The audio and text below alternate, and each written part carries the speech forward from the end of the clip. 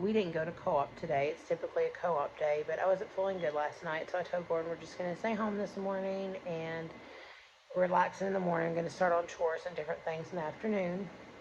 My husband is on a trip, so he left on Sunday and won't be back till Tuesday.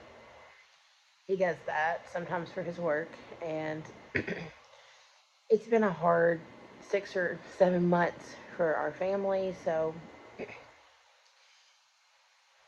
I thought, well, today would be a good day just to rest and let my mind rest. Sometimes we all just need a little rest.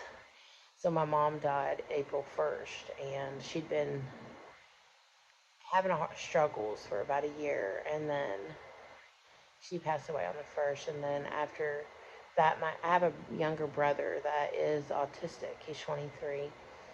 And so I'd always helped a little bit with him, but it was kind of maybe once a week or something, and it wasn't overnight. And since my mom, well, okay, I take that back. So it was overnight sometimes, but it hadn't been overnight at all in 3 years because my sister Jamie passed away 3 years ago, and she was also special needs. They're the youngest two.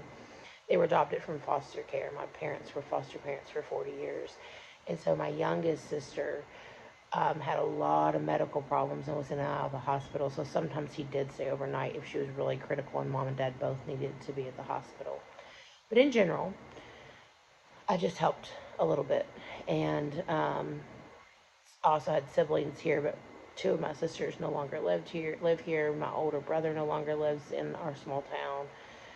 And they come home frequently to visit, but it's just not. And then I have my younger sister no longer lives here. Do have one brother and his wife that still live in town.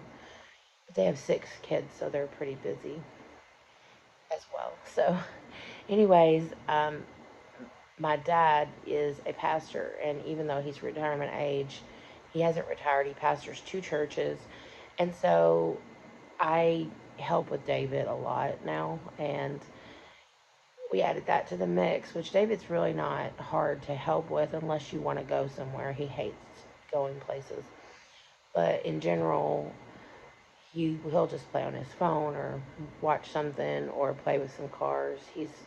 And then I try to get him to exercise, of course, but um, he can't be left alone for safety reasons, of course. But anyways, so we've had that change, and then it's a lot to deal with my mom dying anyway. She was like my closest friend, like every day talking to her, texting.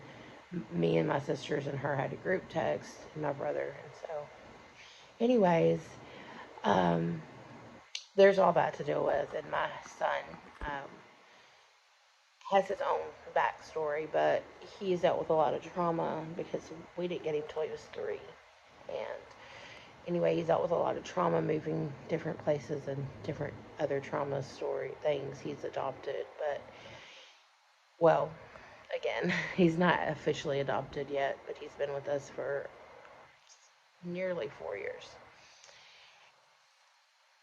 lacking a few months. And so, anyways, when my mom died, it's threw him in a spiral. Like he feels like she left him and different things like that.